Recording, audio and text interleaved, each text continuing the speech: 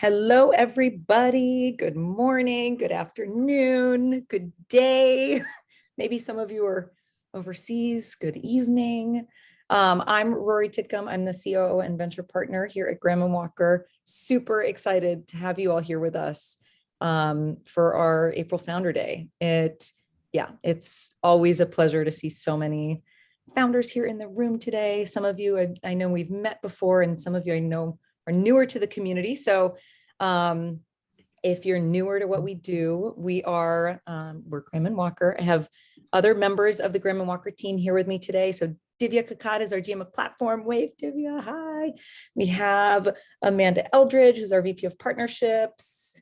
Yay, Amanda. And then our newest team member, Jenna Winokur. Hi, Jenna. So we are, most of Team Graham & Walker, we are on a mission to reshape the public markets in 20 years or less by investing in and supporting women-founded companies. So everything we do is oriented around that mission and vision.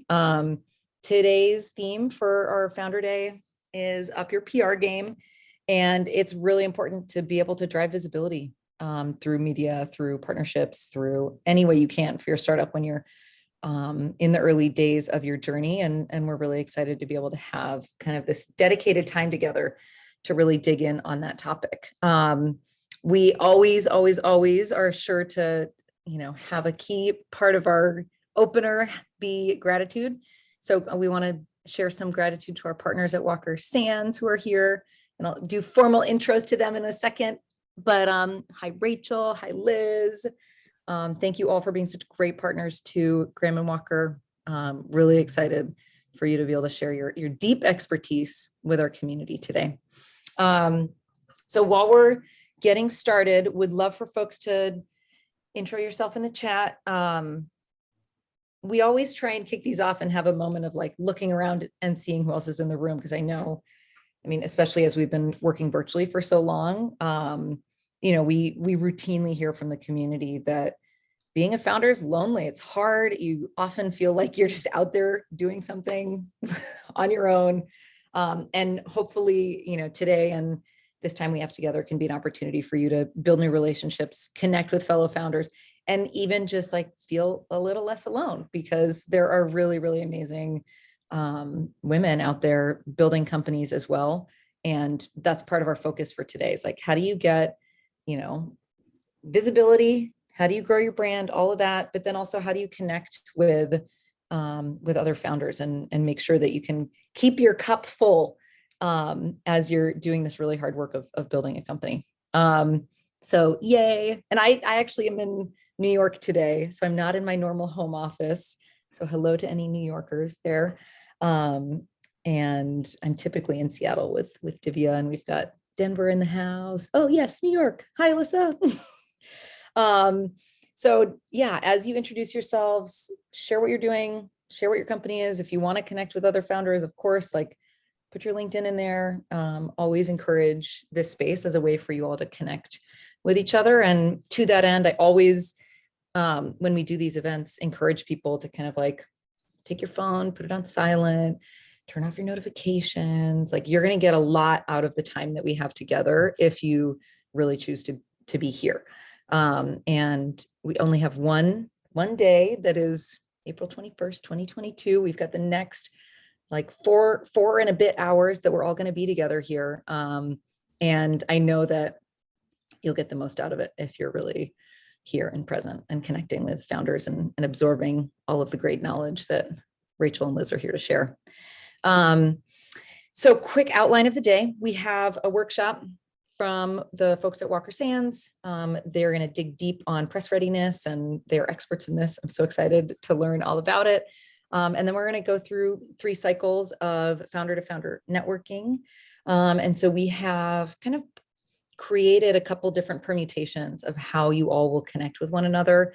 And our goal there is really to be able to just, create opportunities for you to build relationships. And like I said before, know that you are not alone. And then after all of the networking and connection, we will close out with a really great fireside from a Graham & Walker portfolio company founder, Aditi. And that'll be really fun. She's like real. She'll break it down. She'll talk about what she's been able to do to get visibility for her company and her journey, and should be a lot of fun. So with that, I love seeing the chat just blowing up. This is amazing. Yay. Makes me so happy. So with that, I'm going to do a quick intro of Rachel. So Rachel, super cool. I was so excited to hear about your music background, and I started reading your bio and researching. So she got her start as a publicist for Atlantic Records and the Grammys before discovering the very exciting world of technology. And since then has worked for a bunch of tech marketing and communication agencies all across the US. She is a founder herself, which I think is super cool and really important for us to know that she really understands the founder journey, and has led brand marketing and communications initiatives for consumer and B2B companies alike. Coachella, super cool, Earnest, Lighter Capital, SAP, another one of our partners, and of course, Techstars. So let's see, I think I will pause my intro there. Liz, I don't have your full bio in front of me, but super excited to have you with us. Liz is also from Walker Sands. She is a senior marketing coordinator there. And yeah, with that, Rachel, I will hand it over to you. Let's give a round of applause to Rachel and Liz, and over to you. Fabulous. All right, we have a lot to dig into today. So I'm going to share my screen. Can everyone see that? Thumbs up? Yeah. All right. Well, hey, everyone. Thanks for joining me for this session. We're going to use today's time to talk about what it means to be press ready and how you can ensure your company and spokespeople are ready to engage with media when the time is right. And I think for a lot of you, that time is right now. So a lot of this information today is going to be relevant and you can act on it immediately. So to build on what we were talking about earlier, for a bit of background on me, my name is Rachel. My pronouns are she, her.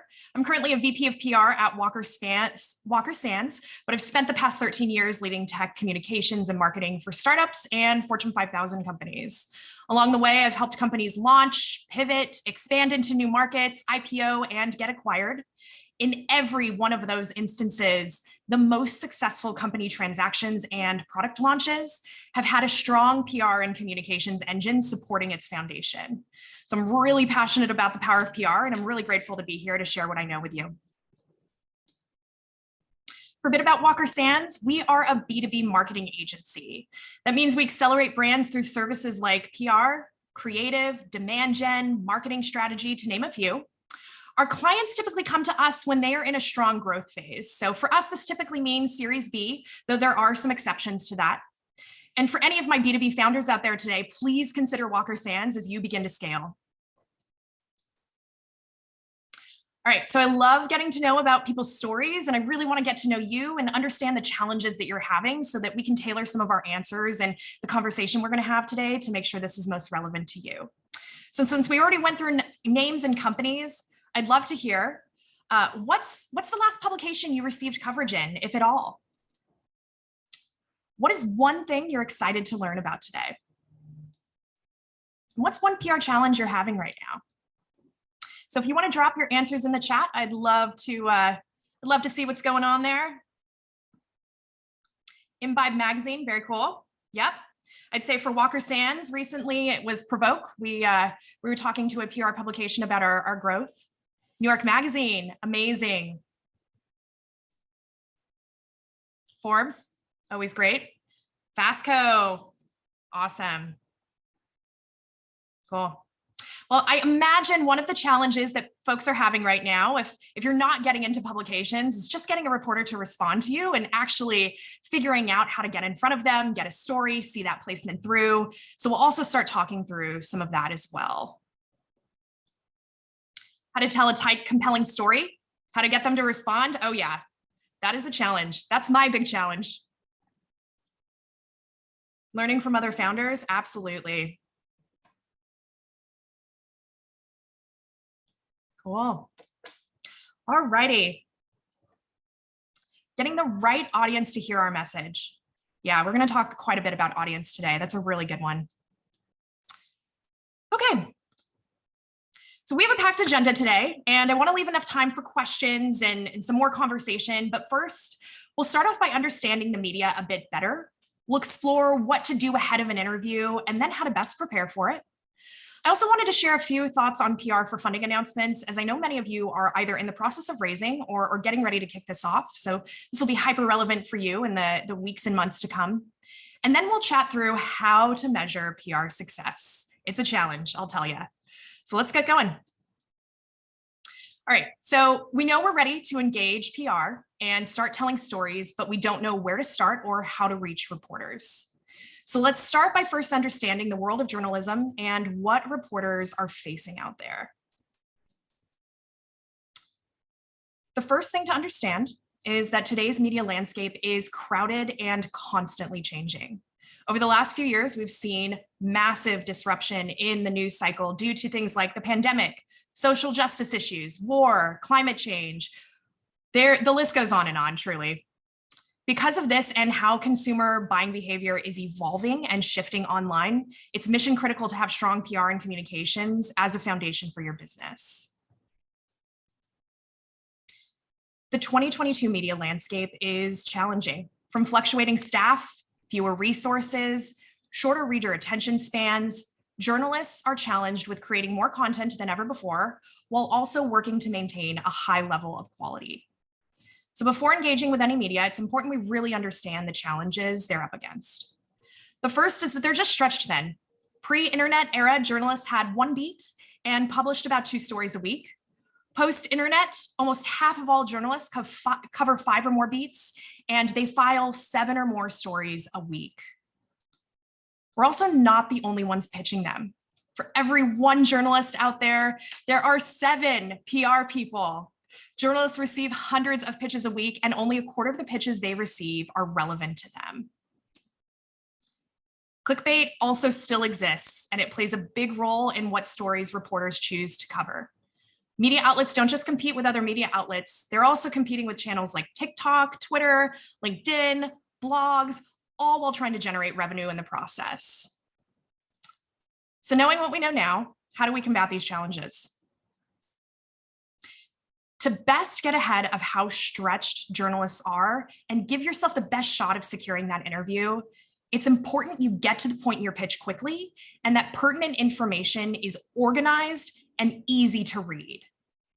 And don't be afraid to connect the dots for the reporter.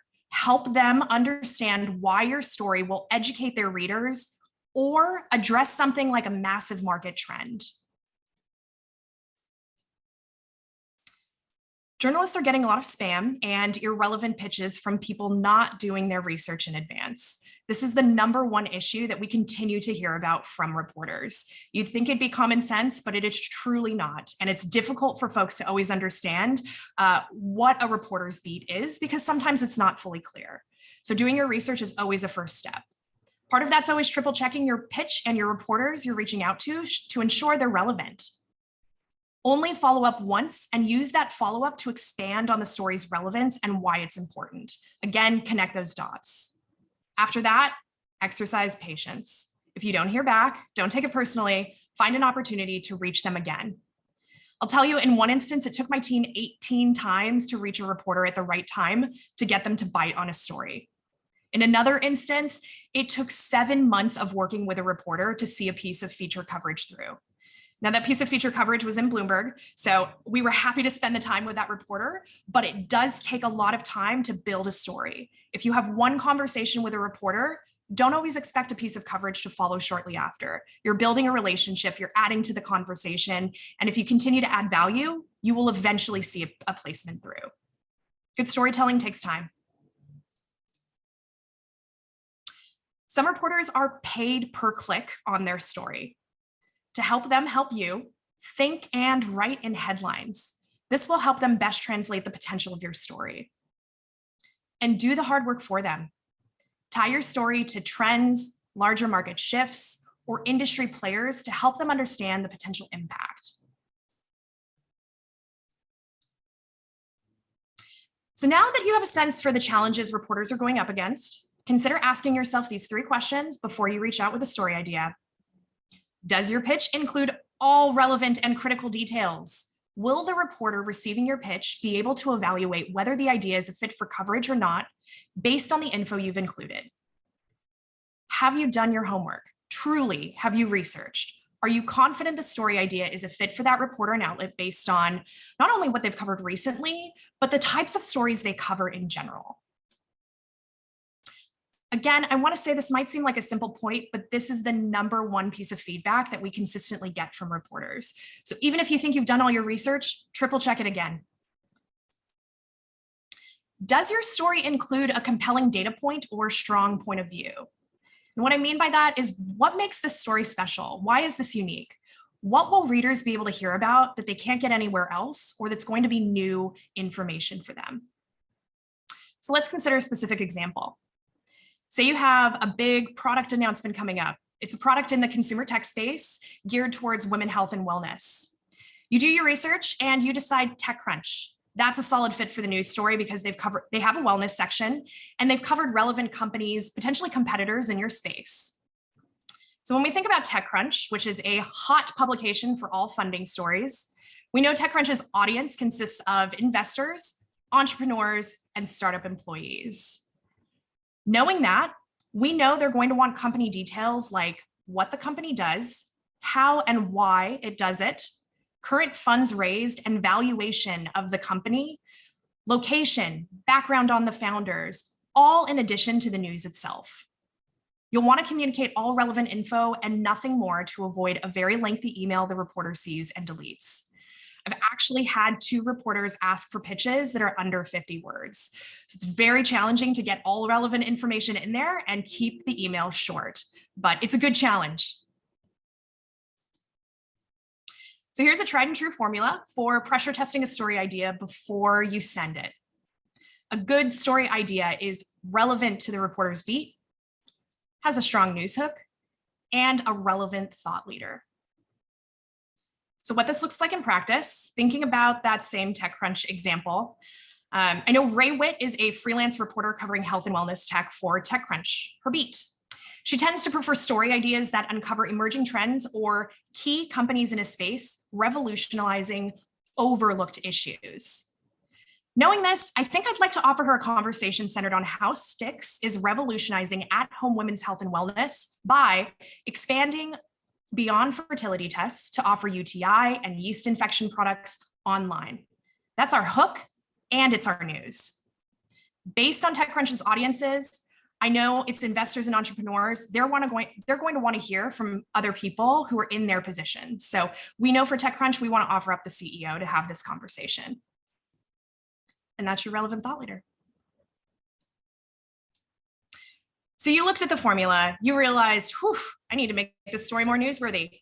Here are 4 attributes that you can consider. The first is timeliness, and this is probably the most important one. The more recent the story, the more newsworthy. So thinking about our Stix example, this might mean including info on how women's health investments are on the rise based on recent data you pulled from a place like PitchBook, making your story part of a larger investment trend. So your funding is validating a market trend. The second is proximity, a story's closeness to a specific subset of an audience. If you're a startup headquartered in the Pacific Northwest, that might mean calling this out in your pitch when you reach out to GeekWire or the Seattle Times. And it's worth noting for GeekWire specifically, they're not going to cover any companies unless they're based in the Pacific Northwest. So if for whatever reason that publication is relevant for you, but you don't have anyone who's located in this area, they're going to be hesitant to cover you. The third is impact, measurable significance. So thinking about Stix again, launching a UTI product might mean pulling in data about how many UTIs escalate to serious conditions because people don't have solid access to testing.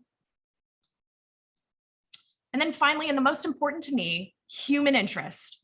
This might be a story about the founder or a customer. This is a really important anchor point to humanize the people behind the brand, which is really important these days as consumers are not only looking to buy from brands for a cost savings, but also looking to buy from brands that reinforce their values and their beliefs. So like I mentioned previously, thinking in headlines can really help illustrate the power of your story for a reporter. I pulled together 3 sample story angles here based on industries represented on this call today. So for our e-commerce founders, particularly brands that touch online shopping, such as grocery shopping, discussing the rise of the digital economy and how that's impacted buyer behavior is a great way to acknowledge market shifts that are happening right now, ones that favor convenience just as much as cost savings. For my biotech founders out there, you are faced with a talent shortage right now in the Pacific Northwest. Sharing your learnings, how you're addressing the challenge, and still scaling your business is a great local angle. And for my beauty and fashion founders out there, the rise of inclusivity might be a relevant topic to comment on and share what you think is next for an industry being redefined. Now, one thing that I want to call out about these story angles is that you'll notice none of them lead with a company product. Pretty much everyone in our field these days agrees that product-focused storytelling is just losing relevance. The way into publications is talking about issues and impact, then how your product addresses this. To be clear, you won't always have the opportunity to talk about your product, and that's okay. PR is about generating brand awareness, and that is much bigger than the product itself. Okay, so we sent our pitch out there. We knew it was relevant. A reporter came back, they bit, they're interested. You've scheduled the interview. What do? Giving a good interview is an art form. It requires the right amount of messaging, newsworthy information, as well as a polished spokesperson. Before sitting down or speaking with a reporter, it's important to understand the purpose of an interview. Are you looking to share information, or are you helping to position your company, the team, or the product? Interviews also present an opportunity to respond quickly and effectively to a critical and potentially damaging incident. Things like security breaches or executive turnover, these come up every day. So these are the 4 steps to effectively preparing for an upcoming interview. The first is do your research. Research the publication, along with relevant articles the reporter has written recently, to understand how the interview might be formatted and what the end result might look like. Prepare for different interview questions, such as background, opinion, evidential, and advisory, and we'll go through and talk about what those types of questions are in a minute. Also craft key messages and prepare bulleted messaging to easily reference during the interview. You might get stuck. And finally, practice. Practice 2 to 3 times and not only focus on the most common questions, the things that you know you're going to get asked, but also the difficult ones. That's really going to help ease your nerves.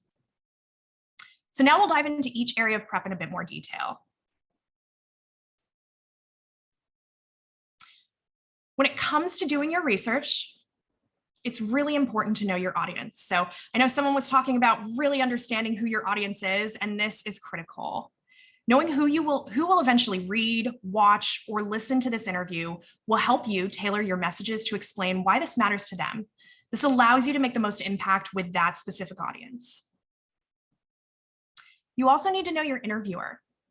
In addition to having a general understanding of the reporter's beat, what have they covered recently?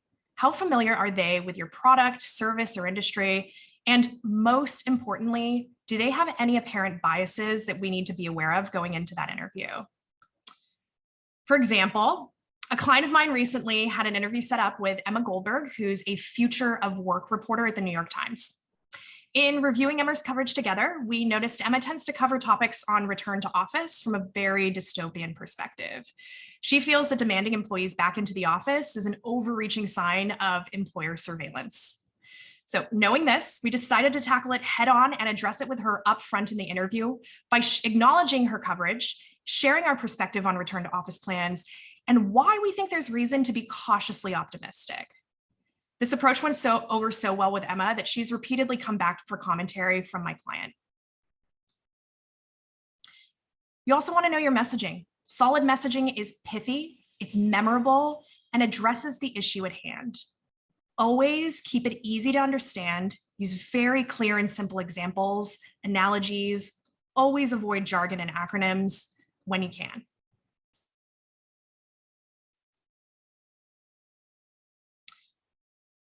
So briefing documents are a pretty standard PR deliverable.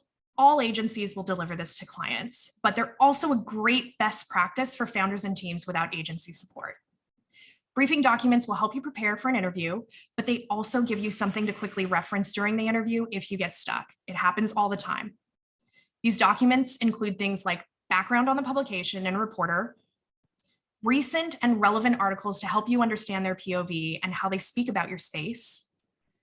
The goal of the interview, why are we here? What are we going to discuss? And what questions you might get asked as a result. You'll also want to have suggested talking points and key messages to hit on. So I'm seeing a question here. Can you talk a bit about the balance between how busy reporters are in their need for lead time and the importance of timeliness? That is a really good question, and it's a tough balance. The one thing that I'll say is that the more timely it is, the more tuned in reporters are to it. So one way that this shows up a lot for us is that a very common tactic that we employ at Walker Sands is something called newsjacking or trend jacking.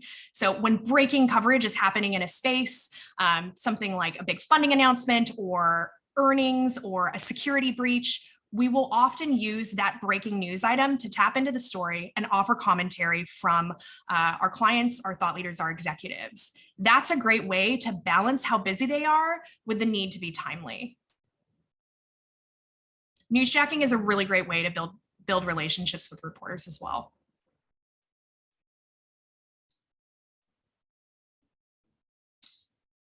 So as we think about preparing for the interview, we also need to acknowledge that all interviews are different, but there are generally 4 types of questions that you can expect to encounter. The first is background. Background questions will always come up in every interview. These are softballs, things like, tell me about yourself, or tell me about the company, what do you do, why do you do it? Opinion questions. Those ask you to sound off on breaking or popular news. So you're really focusing in on opinion questions when you're doing something like newsjacking. If you're in the supply chain space, you might consider commenting on the ongoing supply chain challenges and what you think the next 6 months are going to look like for the market. Evidential questions. These ask you to provide use cases or examples to support your argument. For your interview, you'll want to have supporting statistics or data points on hand, in addition to a few customer use cases to mention if possible. Advisory questions. Share actionable tips and bring your stories to life. Thinking about Emma, the future of work reporter from the New York Times, she might ask something like, how can companies safely and intentionally return to offices? What's your advice?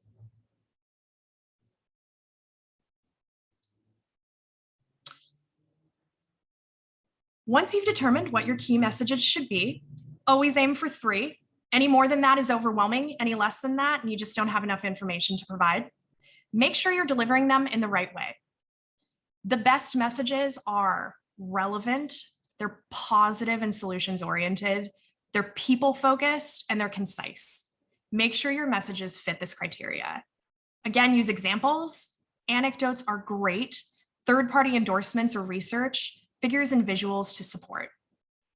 And I love a good formula, so always remember a strong answer restates the question and offers a key message as part of the response. Practice makes perfect, and interviews are no exception. The more interviews you do, the easier it gets. But in the meantime, practice will help you ensure you're prepared to speak with a reporter. If you want to bounce an idea off me, I'm always here to help. I have my email at the end of this presentation, and we can always set up time to connect if you just want 10 minutes to prepare for an interview or really talk through your strategy for having a conversation and what those messages might look like. Cool. So before we get into interview tips, I'm going to jump back to the chat here.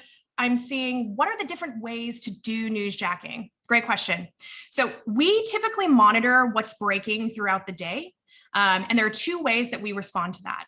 Either we take that relevant news item and we reach out to reporters and say, hey, I have a source who can comment on this, which is the faster approach. If we know that a reporter is working on the story in progress and we really want to get into that piece of coverage and we're not sure that reporter has time for an interview because the story is moving so quickly, we'll reach out to our client, or this might be you in this instance, pull together some commentary, pull together your thoughts on what's happening in the news, package that up and send it to the reporter. They might not have time to hop on an interview, but if you give them pre-approved commentary that they can take from that email and drop it into their placement, you're most likely going to see some coverage. So now we'll get into interview tips. Your top 5 interview tips include repeating the question.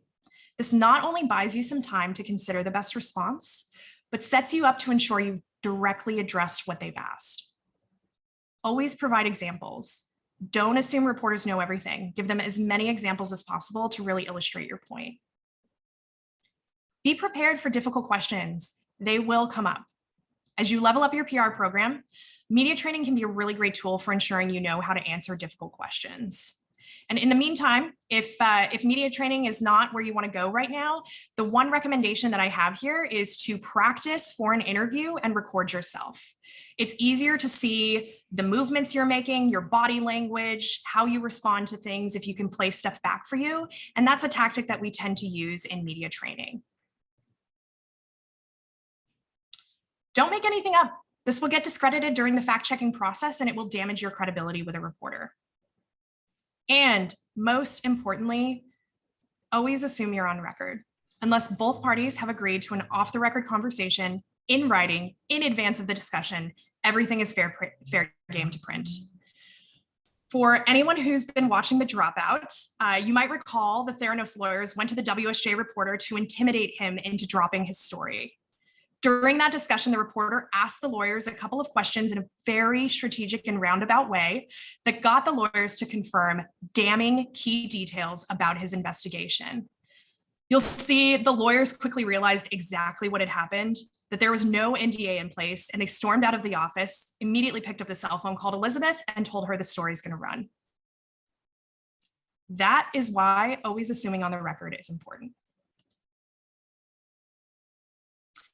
So reporters are humans, and as with any human you want to win over, it's important to build rapport. Before the interview, make sure to thank them for meeting with you. Consider mentioning a recent article they wrote and how it resonated with you. And offer to share a quick overview of your background before starting. During the interview, make sure to give the reporter time to process what you're saying and ask questions if they need to. Again, avoid jargon and check with them periodically to see if your responses made sense. Ask the reporter if anything needs clarification or additional examples would help to be able to really understand the points you're illustrating. And to someone's question here, so if you are in the middle of an interview, even if you say this is off the record, assume it's not, yes, absolutely. I always advise folks to get something in writing, agree to an off-the-record conversation in advance in email so there is a paper trail.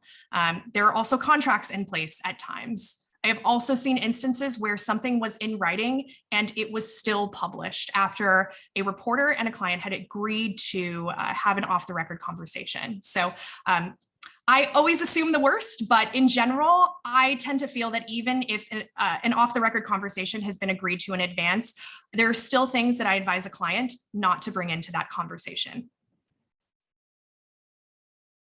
So after the interview, make sure to thank the reporter one more time for taking the time to meet with you. Offer to answer any follow-up questions they might have. It's also smart to reiterate the best way to reach you, whether that's email, phone, or through your PR team. And share any other topics that you can be a source for so they know you're versatile and can speak to more than the issues that were discussed today. Finally, my last piece of advice for you all, and really the last question that a lot of reporters will ask, is some variation of, is there anything you'd like to cover that we haven't already addressed? Did I miss anything? Is there anything you want to talk about? The answer here should always be yes. This is your opportunity to reiterate a key message, follow up on something you felt needed more context, or to talk through trends in the space that you're seeing and you're excited about. This is hands down the best open-ended question you're going to get, so take advantage of it. I see my clients say no to this all the time and a piece of me dies inside. All right, so I know folks had questions about how to approach PR for funding announcements. I wanted to spend time covering some of the essentials. So let's consider the timeline. Preparing for a funding announcement is typically broken out into 3 phases. You'll want to start this process 4 weeks out from the announcement to ensure you have ample time to not only prepare, but pivot anywhere if needed. During research and prep, you'll decide on funding details and the strategy as a result. Depending on things like the size of the round, what additional details you're able to provide, like key investors who contributed, what you'll do with the funds, this will inform how you go to media with your story. You'll also establish key and secondary reporters and outlets for the announcement, in addition to developing a media kit to funnel to reporters. Once you hit the 2-week mark, that's when you'll start select outreach to key reporters and begin briefing them on the news under embargo. So a news embargo is an agreement the reporter has made to hold the news until a specific day and time in advance of receiving details about your news. So if you're working with a PR agency, you'll see in their pitches, the first thing that they send out to a reporter is, hey, I have some news on this client. Do you agree to the embargo? Can I send you the information? Until a reporter has responded and say, yes, I agree to the embargo, you do not send them any key information because things can go south very quickly. In one instance, a reporter went ahead and broke a funding story of my clients a week early because he felt an embargo was imposed on him that he didn't agree to. Always get a reporter to agree to embargo first before you share any details. As you approach launch day, you'll expand media outreach to secondary contacts and all relevant publications. It's important to know that funding announcements don't typically command top-tier media attention like they used to.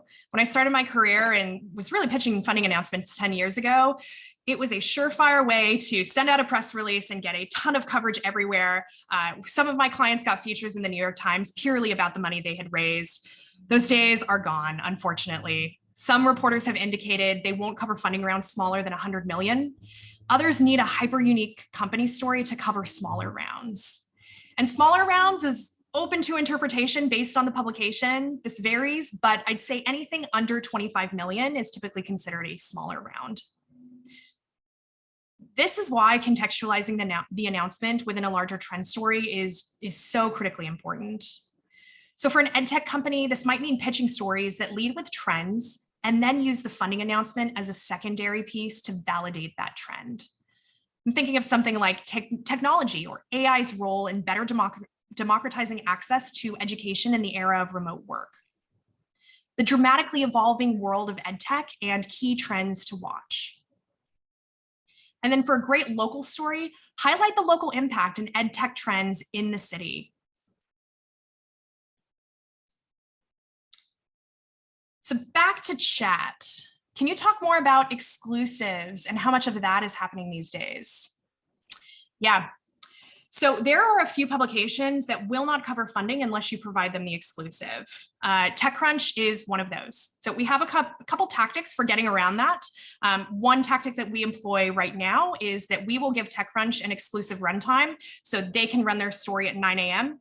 Everyone else gets a 9:02 a.m. runtime, which gives TechCrunch the ability to run their story. And then a few minutes later, all other publications can follow. Now, some reporters, if that runtime is too far apart, say you give TechCrunch the exclusive for 9 a.m., have everyone else cover the story at 10 a.m. Some reporters get frustrated that the story has already been lifted and they publish their stories anyway. So ensuring that your initial exclusive is provided at a specific time and then every other publication can run a minute or two after will really ensure that that strategy is successful. But in general, to answer your question, exclusives are definitely still used. And I'd say they're more important than ever before because publications are starting to require them for things like funding and some product announcements. Do you recommend having a media room on your website? Definitely. This is a great place to store the media kit itself so that reporters can download founder headshots, logos, anything they might need for their story. I like to include GIFs and product shots in there as well. We get asked for GIFs a lot. So any visuals that you can include to enrich the story in your media kit, that's going to ensure things are getting downloaded. I'd also recommend in a media room having a running list of news items and recent coverage. That's not only great for reporters to see so they can really understand that they're talking with a really important company, but it's a place that your customers are going to look as well, and you want them to see all the great coverage you've been getting.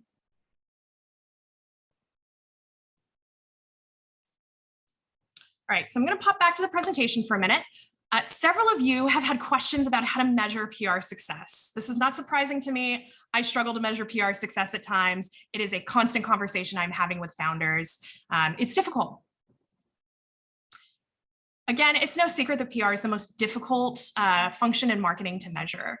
It's not always easy or possible to draw a line connecting a PR activity to a lead generated.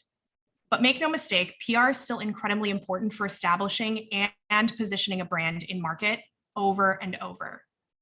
When we evaluate PR success at Walker Sands, we typically want to look at quality, volume, and credibility.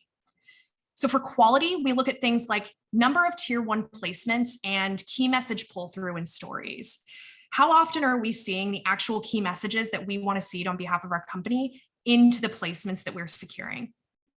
And what I mean by tier 1 placements these are typically defined as placements in publications that speak directly to your audience, build awareness and credibility.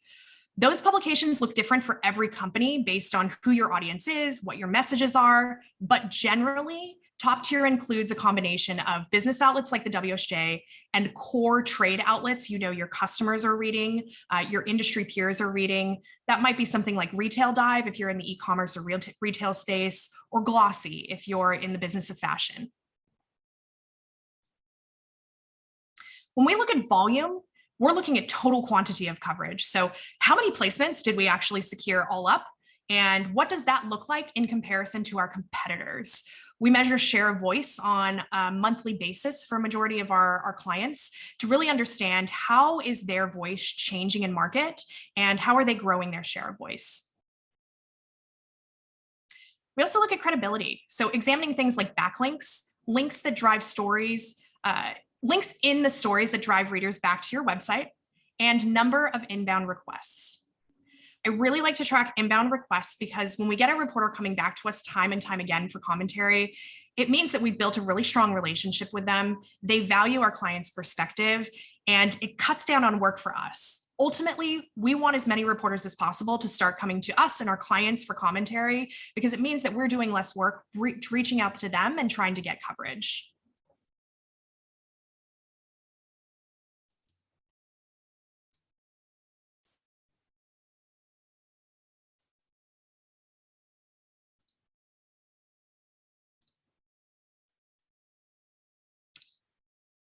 Okay, so I wanted to talk a bit about how PR influences sales. While PR is hard to measure, it certainly does impact sales at every stage of the funnel.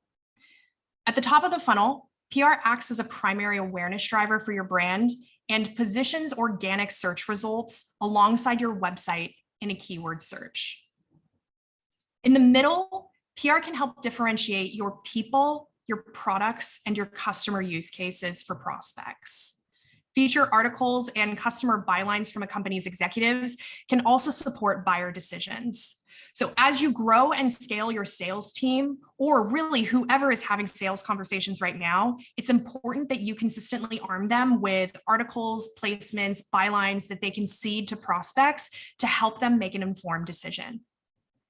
At the bottom of the funnel, PR continues to validate the buyer decision, and it makes them 6 times more likely to refer someone else to you along the way. All right, so now we get to questions. What suggestions do you have for early stage founders if our goal is to position ourselves as a credible expert on a hot topic or trend to build up our presence in the space? Strongly recommend newsjacking. If there is a lot happening in your space and there are a lot of trends you can comment on, pull together some thoughts on what those key trends are and start sending them to media, especially when there's a breaking news item. If you're in the e-commerce space, the big players, Walmart, Amazon, what are they doing? What are they launching? How are they incorporating technology into their platforms, where their consumers are buying? And what does that mean for the future of retail in general? I think there's a lot you can potentially play with there. Can I go back to the last slide one more time? Absolutely. I think that was probably the funnel conversation. How does an influencer campaign align or deviate from the approach you take with traditional PR? I very much see them aligning and playing together in tandem. Influencer campaigns are interesting because they either live with PR or they live with social media teams. I've seen it played both ways, and it kind of depends on the type of influencer you're going after. If you're working on a social media influencer, someone who's really present on TikTok or Twitter, you're probably going to want to have that campaign live with the social team. But in the B2B space, we're working with a lot of bloggers who are influential, and that makes more sense to live with PR so that we can help shape and tell that story through a blog medium. I very much see these things working in tandem with PR. How do you address negative press once it runs? Whew. I sweat a little, and then it really depends on what has been said and what the story is. Sometimes it's better to say nothing. Other times it's better to address it head on. It really, really depends on what it is.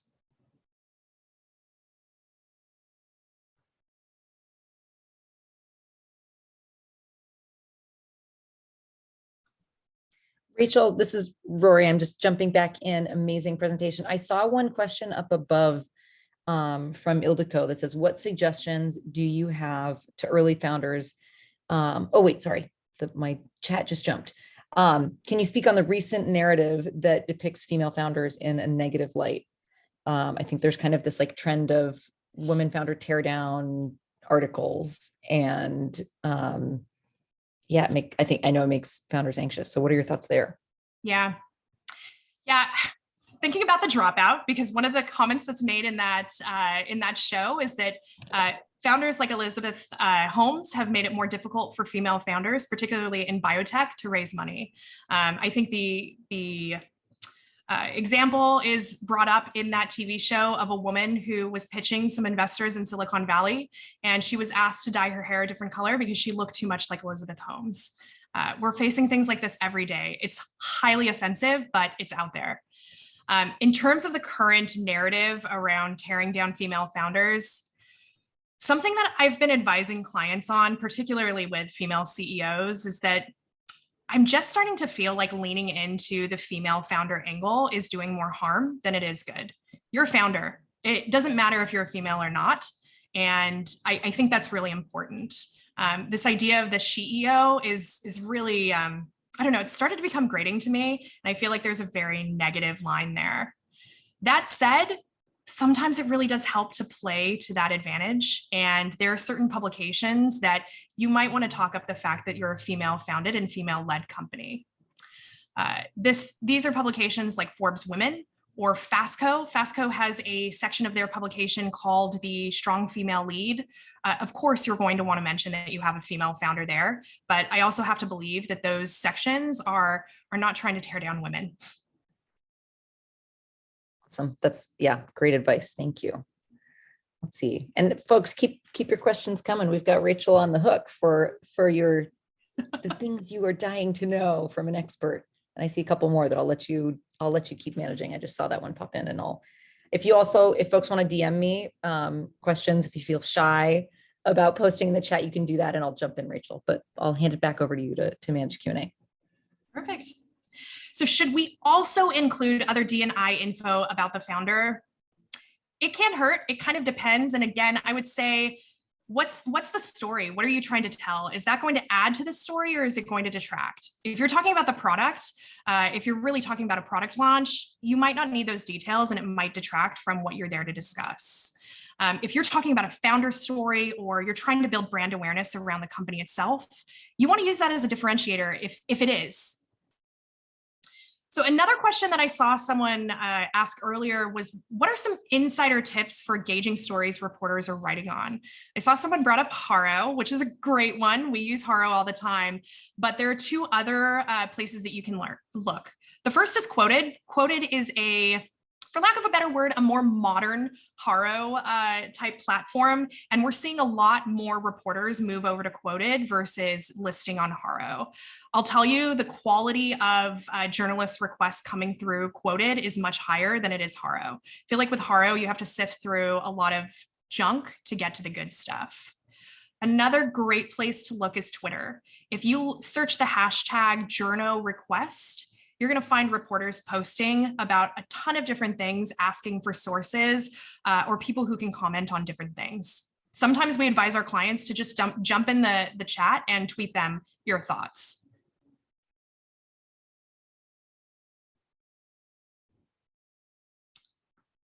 And I see a question here. Would you be willing to answer follow-up questions?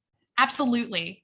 I have my email listed here. Please feel free to reach out to me via email, reach out to me on LinkedIn. I'm local to Seattle, so I'm happy to grab coffees with anyone, but I'd love to make sure that you feel prepared to head into these interviews, and can certainly dig into PR strategy and talk more about that if that would be helpful.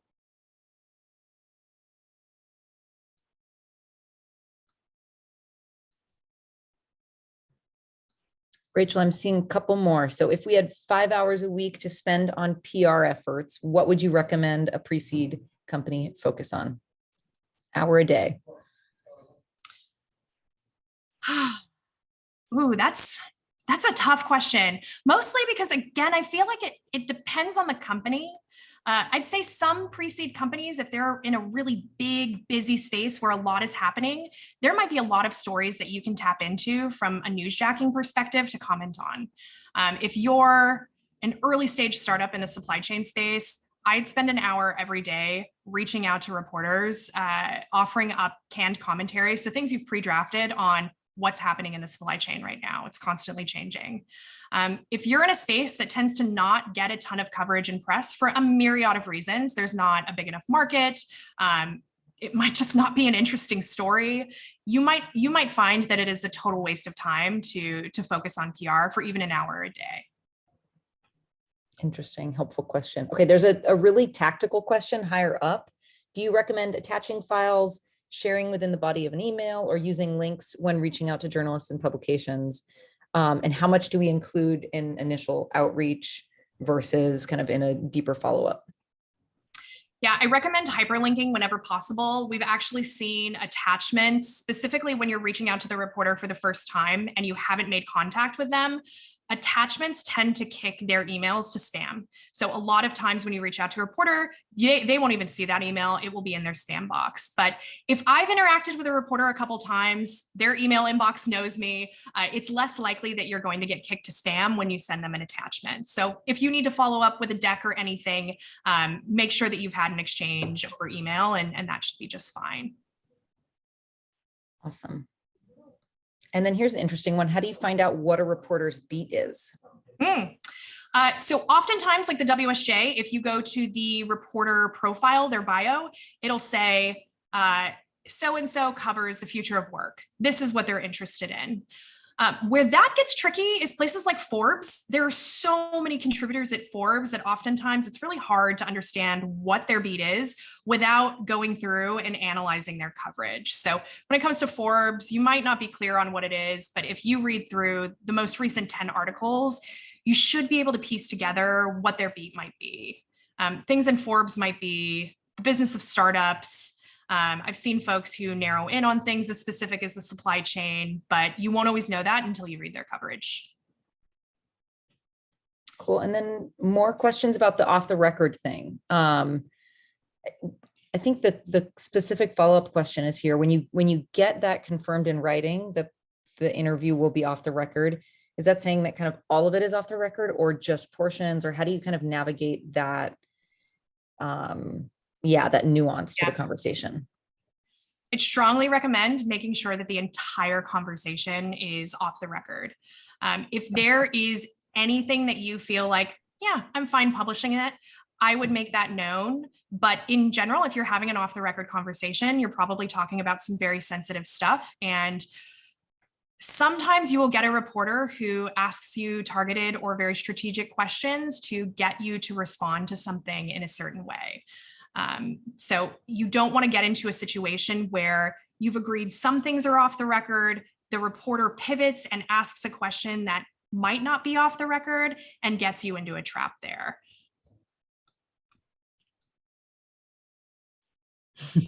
Off the record isn't always off the record. Keep it clean. Yes. My work here's done. Okay, everyone can leave. I'm like, all right. Okay, let's see. I'm going to prioritize these kind of more PR specific questions. I know there's like a side conversation here happening about Techstars, but I think that's a good topic for founder to support. How do you keep up with various journalists? Like, is there a kind of specific platform you use or software, Twitter, email? Like, what are you using to develop those relationships? All of it. That's what makes our job so complicated at times, is that we have Google alerts set up for keywords for our clients. We're monitoring platforms like Meltwater to look at social conversations. We're also going to places like Twitter, TikTok to see what's emerging, what trends we might be able to identify and get ahead of before everyone else is talking about them. So one of those trends that came up recently is the metaverse. All of a sudden, everyone and their mother is talking about the metaverse. We really tried to get ahead of that trend and seed some stories and bylines for our clients before that ballooned into a conversation so large that everyone is trying to find a metaverse angle right now. Interesting. Let's see. What about, do you recommend spending time on writing op-eds? And if so, suggestions on where to start?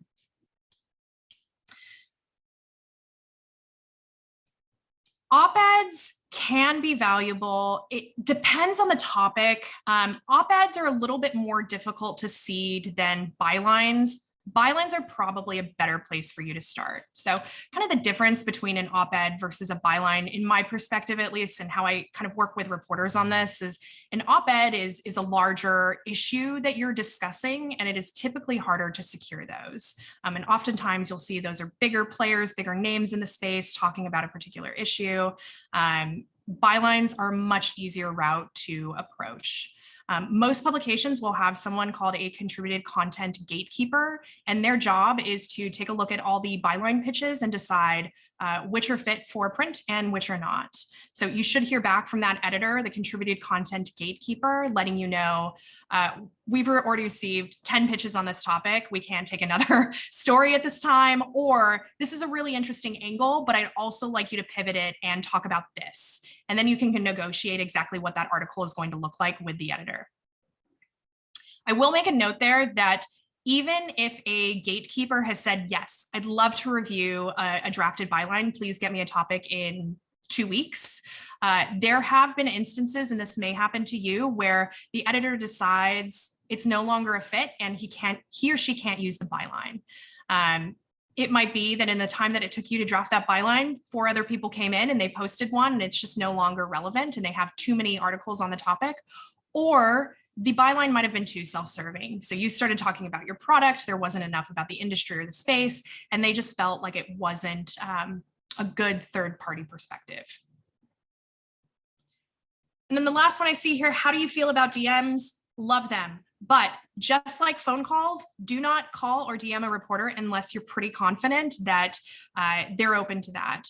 A lot of journalists will say in their bios on Twitter, open to DMs, DM me news tips. Those folks are fair game.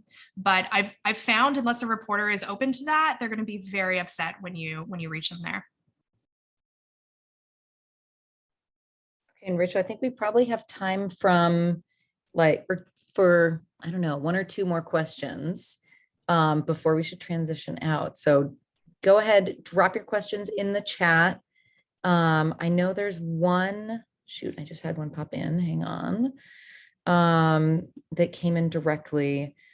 So can you talk about how to be successful on a shoestring budget and like how to allocate resources? I know you talked a little bit about this from a time standpoint, but what about from a dollars standpoint?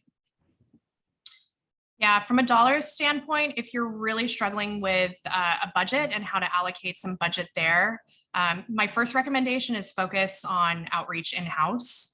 Tap your founders, tap your team to start the process. It just might not be a best spend of your money to go any further. But if you're getting to the point where you don't have the time, you have some budget to work with, a freelancer is a really great person to tap. Freelancers have smaller budgets. They're used to working on long or short-term engagements, projects, and they can be a lot more flexible and nimble than an agency can. Once you get past the point where a freelancer just can't do everything that you possibly need, that's when you start to feel like you're graduating into the necessity for an agency. When you start looking for agencies, you're going to find that depending on your industry, so tech agencies can get very pricey. They run all over the place in terms of what their retainers look like. Some are open to engaging project work, others are not. So you'll have to do your homework and research there and decide what's the best approach for you. And then maybe we should close out with just like a, what is Walker Sand's sweet spot? Like who is the best person that you get to work with, and what's kind of the ideal stage and type of company that you would be excited to collaborate with? Yeah, so we are a B2B marketing company. So all the companies that we work with are B2B. In terms of the companies that we love to work with most, we want to work with companies that have good people, have great founder stories, and have smart thought leaders to talk about a bevy of issues. Where we run into challenges with our clients is when the only person they have to speak to the press is a CEO, because the CEO is also the most busy person in the company and doesn't always have the time to dedicate to media. So by the time our clients come to us, we really need them to have what we call a built-out spokesperson bench or matrix. And that's where you're getting to the point where you want the CEO to talk about business topics, but then you want the VP of supply chain to talk about supply chain topics, trends, things like that. You want your chief customer officer to talk about what's happening with your customers, and you want to start to segment who's talking about what based on their role at the company and who their audience is. Awesome. Excuse me. I love it. I think we will wrap there. Rachel, thank you so very much. I learned a lot. I think probably everyone here learned a lot. Round of applause for Rachel. That was awesome. And yeah, really, I don't know, super informative, both strategic and tactical, just amazing. So thank you, Rachel. We will be, I know there are some questions in the chat around sharing the recording and sharing the deck, and we will be in touch with those resources, and Rachel's been really generous to give her contact details directly. So I assume that you will all be reaching out to get her advice, take her up on it. Yeah, no bad thing can come from picking her brain for a couple of minutes. And Rachel, really appreciate that you're willing to connect with folks about that. So thank you. And thank you, Liz. I saw you jumping in the chat as well. There's some other resources that you mentioned in kind of conversation there, Rachel. And so we'll be sure to include those in the follow-up email as well. So people are not like trying to, what was that one word she said? And really appreciate it. So great. Now we're going to end our